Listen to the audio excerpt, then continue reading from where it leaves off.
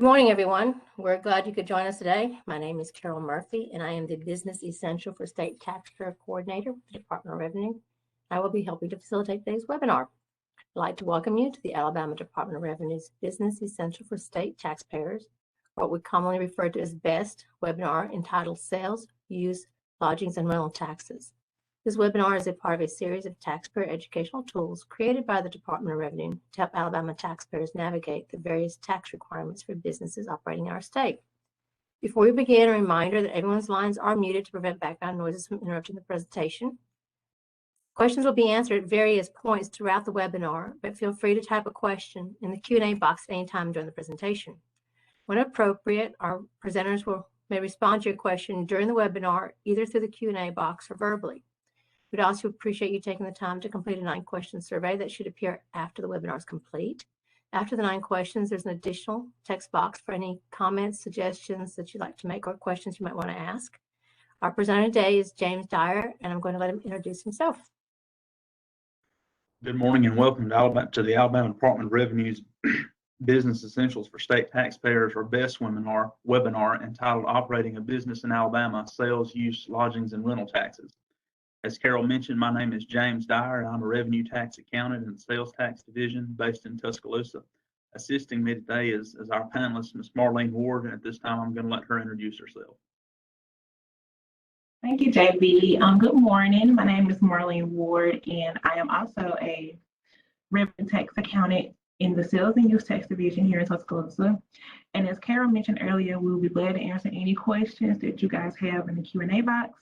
And if you would prefer your question to be answered privately, you can email me at marlene.ward@revenue.alabama.gov. Thank you, JB.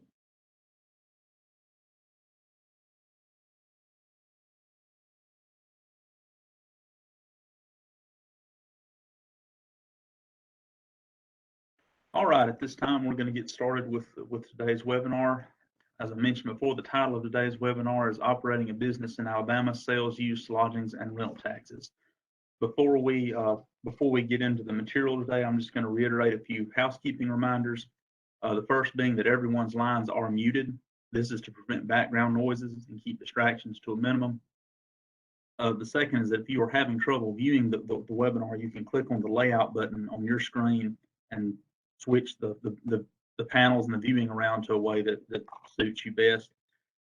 Third, if you have any questions during the course of the webinar, feel free to type in the Q&A box, and Marlene will respond to them as they come in, and we will stop periodically and address questions that have come through. And the last reminder before we get started is that, as Carol mentioned, there is a short evaluation at the end of the webinar, and we'd appreciate your feedback on that so we can keep these current and helpful to taxpayers. All right, one more thing before we get started is a disclaimer that the information presented here is intended to be an overview. It is not a comprehensive explanation of all things related to the subject matters, and it does not represent any legal advice and is not legally binding to the department. Any information presented today needs to be conferred with your tax advisor to determine how they best work for your situation. And you're going to hear me say this a lot throughout today's presentation, but if you have any additional questions, you can always refer to our website, revenue.alabama.gov. The purpose of this webinar is to inform taxpayers of the laws and filing requirements for charging, collecting, and remitting the following set taxes. And these are the main ones we're going to cover. There are some miscellaneous taxes that we'll briefly address later. The main one being sales tax, followed by seller's use tax, simplified seller's use tax, consumer's use tax, lodgings tax, and rental tax.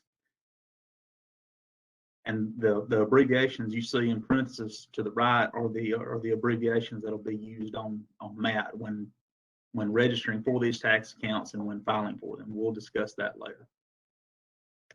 All right. These are this slide is a list of taxes administered by the Sales and Use Tax Division. Sales tax, the use taxes, seller's use and consumer's use, lodgings tax, and rental tax are the main ones. And we have some miscellaneous taxes that we administer, utility taxes, the prepaid wireless charge, mobile services, contractor's gross receipts and dry cleaning fee. The presentation today will consist of information on the top four. But if you have any questions about any of the miscellaneous taxes, feel free to reach out to Marlene or contact the Taxpayer Service Center or go to our website if you have any questions pertaining to those taxes. All right. I'm going to get started today with who all must register for a tax account number. All retail businesses, these are businesses that sell tangible personal property to the end user, must register for an Alabama sales tax account number. Places of amusement must also register for a sales tax account number. And the places of amusement are businesses that provide entertainment. The money that they take in and charge for the tickets is subject to sales tax, well, amusement tax, but it's the same rate as sales tax. Lodgings tax, businesses that provide short-term lodgings, and we'll go over what constitutes short-term lodgings later, must register for an Alabama lodgings tax account number. Rental businesses are required to apply for a rental tax account number. And rental businesses are, car rentals, equipment rentals, uniforms, things like that. Any tangible property that's rented out. And we'll go over what that constitutes in more detail later. And for any other businesses, contact your local Taxpayer Service Center, and we'll help talk you through and determine what accounts, if any, you need. The application for all these accounts is in one place on myalabamataxes.alabama.gov.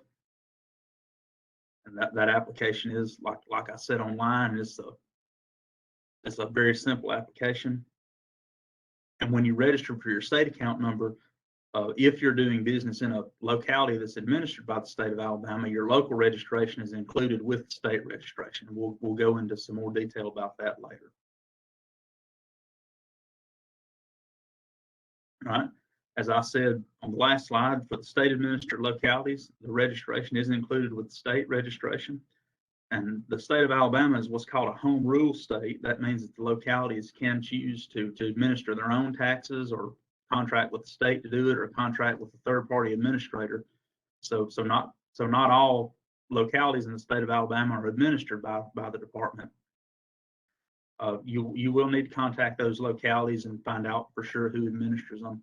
And a list of all the localities in the state and who administers them can also be found on our website, revenue.alabama.gov/sales-and-use/tax rates. Right. If no retail sales are being made, the taxpayer is not going to need a sales tax account. They're going to need an Alabama certificate, a sales tax certificate of exemption. These businesses would include wholesalers. These are defined as businesses that sell exclusively to retailers, manufacturers, or other wholesalers, and manufacturers that are in the business of making purchases of raw materials to make a product that is then going to be sold to a reseller. All right. Marlene, before we move on, did we have any questions about applications or accounts? No questions. All right. We're going to move on to sales tax now. Sales tax is defined as a privilege tax imposed on the retail sale of tangible personal property sold in Alabama by businesses located in Alabama. Sales tax is a trust tax. It's collected by the seller from the customers and then remitted directly to the state or municipality. And all sales of tangible personal property are retail sales, except for those defined as wholesale sales. And we're going to go over what constitutes a wholesale or an exempt sale later. But the tax rates, and keep in mind, these are the state rates. There are additional local rates levied on top of these. The general rate is 4%. The consumable vapor products rate is 4%.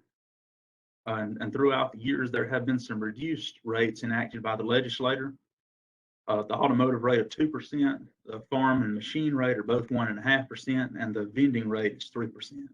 And as I said, these are the state rates. There are additional local taxes levied on top of this, and that list is on our website.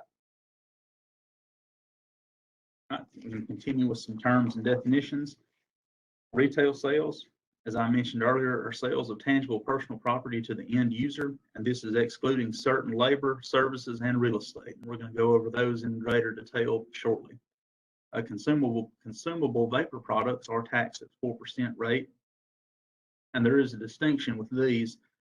The vapor products that contain nicotine will be included under the consumable vapor column if the vapor products that do not contain nicotine are reported under the general rate column. Wholesale sales or sales for resale are sales of tangible personal property to licensed merchants or resellers. And to document these sales, you would need a copy of the customer's sales tax license to verify that they are reselling these items. A withdrawal from inventory is an item that was originally purchased tax exempt and placed in inventory and then is withdrawn from personal use. And an example of this would be meals provided to employees at restaurants. Over collections, as I said earlier, sales tax is a trust tax, and any money that was collected as a tax that's over and above the actual rate has to be remitted. Exemptions and exempt sales are non-taxable transactions, and these vary by type of businesses, the customer, and the actual item in some cases. And we'll go over those on the next few slides. Some commonly seen exemptions are sales of exempt items. These are items that are exempt by acts in the law. There is a law you can go to and see that these are exempt. And some examples of these exempt items are prescription drugs, gasoline, motor oil. Like I said, anything that there is an exemption written into the law for. And we have some exempt customers. These are customers that are exempted by law or have a certificate of exemption. An example of these is going to be government agencies, whether that be state, federal, or local, schools, or another reseller doing a business-to-business transaction would be an example of an exempt customer. And please note that now the statutorily exempt entities, that's going to be the government agencies, schools, people like that, are now required to have an annual exemption certificate on file. And when you make a sale to an exempt entity, you would need to keep that exemption certificate on file. All right. Continuing on with some exemptions, or some more common exemptions, sales of food paid for with food stamps, and this exemption only extends to food items, not sales of other items. Out-of-state sales that are shipped by common carrier. Examples of common carriers are the Postal Service, USPS, UPS, FedEx, or any other transportation company that ships for the public that are delivered out of state. Title of those items passes outside the state of Alabama, those sales are exempt. We've already talked about wholesale sales and sales for resale. This is sales to licensed dealers, and to verify these sales, you would need to obtain a copy of their sales tax license or certificate of exemption, depending on what they have. And certain labor is exempt. We're going to go over that in more detail here in just a minute. But certain labor, provided that it meets certain qualifications, is exempt from that.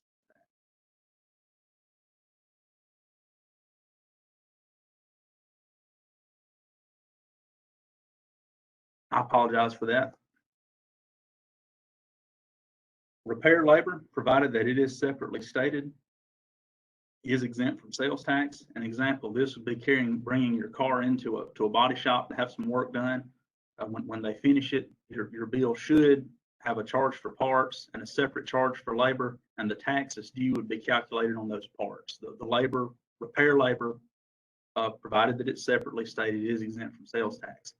Installation labor works the same way, provided that it is separately stated, it is exempt from sales tax. But however, with repair and installation labor, if it is a lump sum, that whole gross amount is taxable. So be sure on repair labor, be sure that the labor charge is separately stated. Fabrication labor, however, is not exempt from sales tax. That is part of the cost to manufacture an item, to turn a raw material into usable products that you can then sell. That labor is not taxable. Marlene, before we move on to the use taxes, do we have any questions? Haven't had any questions. All right. Now we're going to move on and cover the use taxes. This is seller's use tax, simplified seller's use tax, and consumer's use tax. We're going to get started with seller's use tax. And seller's use tax is a tax that is imposed on retail sales of tangible personal property sold in Alabama by businesses located outside of Alabama. And seller's use tax is a counterpart of sales tax, and the liability for seller's use tax is determined by a company establishing nexus. And a nexus just simply means a physical presence. And like I said, it's businesses outside Alabama making sales into Alabama. So they're going to have that nexus is going to be established by deliveries, by sales representatives out generating sales. And that nexus, that physical presence in the state of Alabama is going to be what triggers a sales tax liability. Now, simplified seller's use tax is similar to seller's use tax. It's just a little bit simpler. There is no, it's just a flat rate. And this act allows eligible sellers to participate in a program to report and remit a flat 8% tax. And an eligible seller is defined as one who sells tangible personal property or services into Alabama from an inventory outside the state that has no physical presence and is otherwise not required by law to collect tax in the state.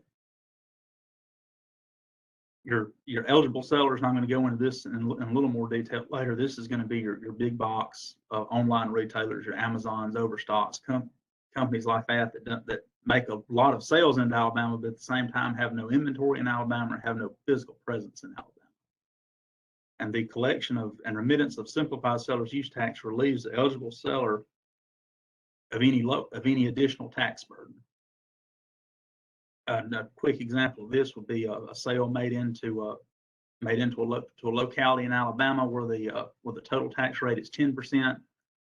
The Amazon delivers the package into the state, and the charge the 8%.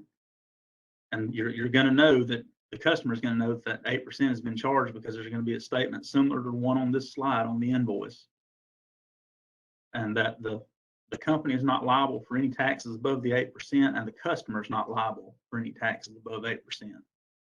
However, if you buy if an item is purchased from a retailer that is an eligible seller that qualifies for the simplified seller's use, and they don't charge it, that purchase is subject to consumer's use tax. We're going to go over that as well. Consumer's use tax is due when merchandise is purchased at retail and brought into Alabama. It is a counterpart to sales tax. It was enacted years ago to prevent vendors outside the state from having a competitive advantage over in-state vendors who had to charge sales tax. And the use tax rates are the same as the sales tax rates. Marlene, before I move on to lodgings tax, do we have any questions about the use taxes? Well, no, we have a question. They want to know, are we going to discuss economic nexus? And the answer is not in detail, but you can give me a call at after the seminar at 205-632-6254, and we can talk about it. Yes, and that goes for any questions that you have that's not covered in this webinar. Please feel free to reach out to your taxpayer service center. All right, moving on with lodgings tax. Lodgings tax is a tax on persons, firms, and corporations that are engaged in renting or furnishing rooms, lodgings, or other accommodations to transits for periods of less than 180 continuous days of occupation. So the less than 180 continuous days, those charges are subject to lodgings tax. This does include short-term rental of rooms in a personal home through online rental facilitators such as Airbnb, VRBO, Craigslist, or any other online portal. We do have some rate differences depending on where the rental is located at.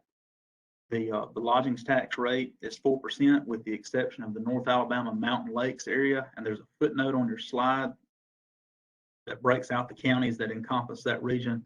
The rate for that Mountain Lakes area is 5%. There are a few exemptions for lodgings tax. The first one I just mentioned for 180 continuous days or more is exempt from lodgings tax. Lodgings that are paid for directly by the U.S. government, and you can verify those payments through that federal website there. Federal credit unions are exempt, and entities that are exempt from the payment of all other state, county, and municipal taxes are exempt from lodgings tax as well. Marine slips, places for tent camping, or spaces provided for motorhomes, anything that would fall into the RV category that are supplied for 90 or more days are exempt from lodgings tax.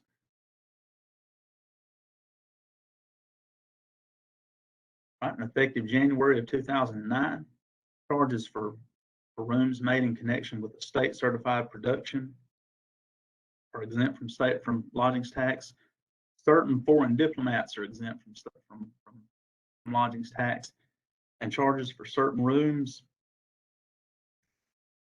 supplied by camps, conference centers, or similar facilities are exempt from lodgings tax. And these exemptions that I just covered on this slide are not very common. And if you run into anything like this, reach out to your local taxpayer service center. We'll get you an answer on these before it's mishandled. Marlene, before I move on to rental tax, did we have any questions? Okay. Moving on to rental tax. Rental tax is a tax levied against the lessor, the lessor being the person actually renting out the property. There is a distinction between what constitutes a true lease and a conditional sale. But before I get into that detail, we're going to cover the rates. There are 3 rates for rental tax. The automotive rate is 1.5%. Linens are rented at a rate of 2%, and everything else is 4%. Now, the difference between a true lease and a conditional sale lies in ownership. A true lease, at the end of the lease term, the property being rented returns to the lessor.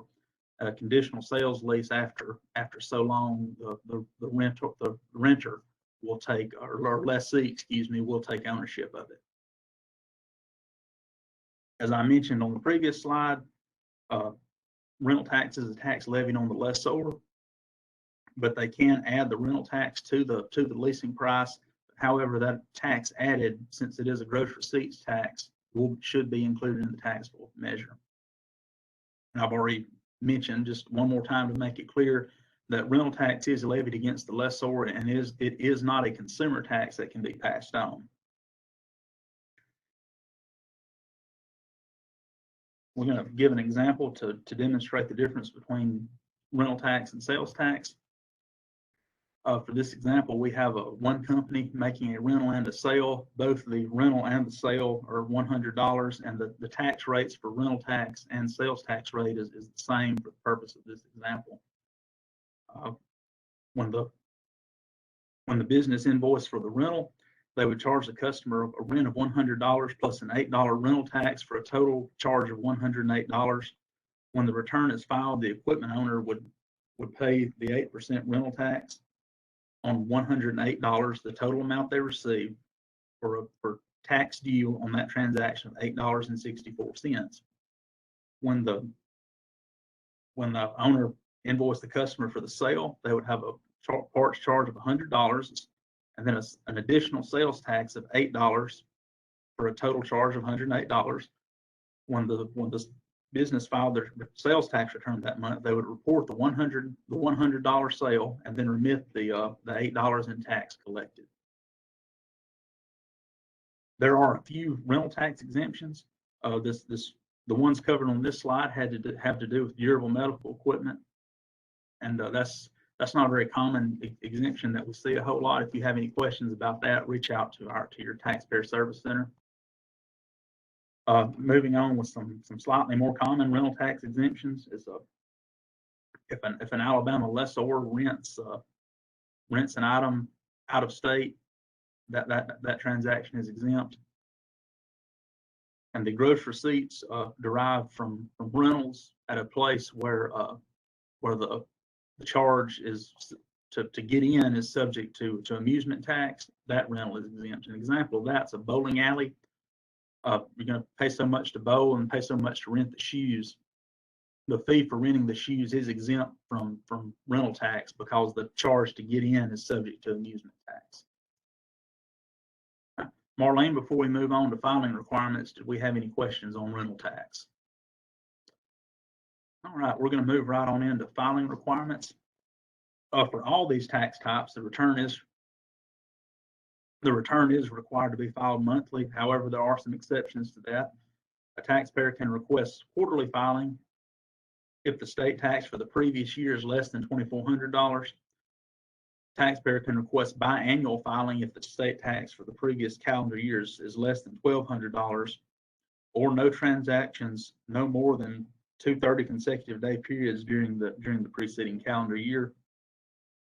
And a taxpayer can request annual filing if the total state tax for the previous year is less than $600. All these requests do have to be made in writing in the month of February. And if you have any questions about that, how that relates to your specific situation, please call your taxpayer service center.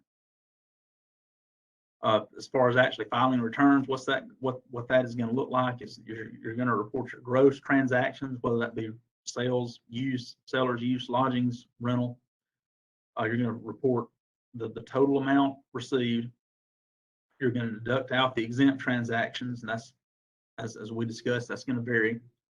And then the net is what the tax is going to be calculated on. Even if you do not have any transactions during a period, you still have to file a return. You would file a zero return or a no tax due return. These taxes are due the following month. For example, sales made in January, the return would be filed in February by February the 20th, on or before February the 20th by 4 o'clock on the 20th. If the 20th falls on a weekend or a holiday, the return is due the following business day. And there are some penalties associated with not having timely filed or paid returns. Before we get into penalties, there are some discounts for filing on time. The discounts are applied to sales and lodgings taxes. There are no discounts for any of the use taxes or rental taxes. And the calculations are as follows: it's a 5% discount on the first $100 and a 2% discount on the amount of tax over $100. And the total monthly discount may not exceed $400. Right. Now, like I said, there are penalties for not filing and paying. The failure to timely file penalty is 10% of the tax due or $50, whichever is greater. The failure to timely pay penalty, and this first bullet point here is for income tax returns, is 1% of the tax due per month for a maximum of 25%. And this second bullet point deals specifically with the taxes administered by the sales tax division for the monthly and quarterly returns or an annual, a flat rate of 10% of tax due on these returns. There is a negligence penalty, and the negligence is defined as an intentional disregard for rules and regulations of 5% of the tax due. And there is a fraud penalty, and fraud is defined as the intent to purposefully deceive of 50% of the tax due. A note on the fraud penalty: this is usually only applied in an audit situation, and that the same goes for the negligence. So that fraud penalty of 50% and the negligence penalty of 5% are applied in audit situations. And there is interest due on those, additional interest due on top of the penalties. Interest cannot be paid, and it's due by law, and that interest rate is set by the Secretary of the Treasury, and the current rates can be viewed on our website. Marlene, before we get into license renewal, were there any questions about filing returns? All right. Alabama taxpayers are now required to renew the following tax licenses by December 31st of each year, and this renewal is done through MAT, the same place where you would have applied for your license and file your taxes every month. The tax types that require the license renewal are sales tax, rental tax, seller's use tax, simplified seller's use tax, lodgings tax, and utility gross receipts tax. And the renewal process is very simple, and it helps us to help you keep keeping information current, the current legal name, owner and officer information, phone numbers and social security numbers and FEINs, main addresses and location addresses, and DBAs all need to be verified from year to year and updated if they were changed during the year. Right now, we're going to take a few moments and go over some helpful links on our website. As I said at the beginning of the presentation, and you've heard me mention it throughout it, our website, that website's revenue.alabama.gov /sales and use is our division's webpage. There's going to be information there on tax rates, due dates calendar. The link to My Alabama Taxes is there. Information on the simplified seller's use tax, our administrative rule books online, as well as some all the forms you'll need for like the exemption of the certificate of exemption, that forms like that. And then we also have a list of frequently asked questions. It's there. And to get to our page, you would go to revenue.alabama.gov and then click on businesses and then scroll down to sales and use. And like I said, a lot of good stuff there that's applicable to all the tax types that our division administers. And also the link to My Alabama Taxes are there, and then My Alabama Taxes website's there for you as well. And just a quick example of what you can do. Say you were gonna file an application for an exempt for a certificate of exemption. Excuse me. You would go to the forms tab, and you would search on sales and use forms, and it'd pull up a list of all of the forms for everything in the sales and use tax division that requires a form. And you would select that certificate of exemption form, that EX-A1, and fill it out and send it in. And you would send it in to your local taxpayer service center. We have 9 of them throughout the state. The addresses and contact numbers for each of them are found at that link there. You can call anytime between 8 and 5, Monday through Friday, and we'll help you get an answer to your questions. However, if you want to make an appointment, a physical appointment to come in and talk to somebody, you do have to make the appointment prior to coming in, and the link to do that is found on that sales tax page as well. In conclusion, we want to thank you for being the Revenue Department's best. A recording of these webinars can be found at the link.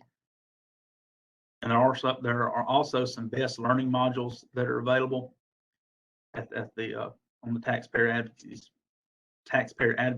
Advocacies Division page as well.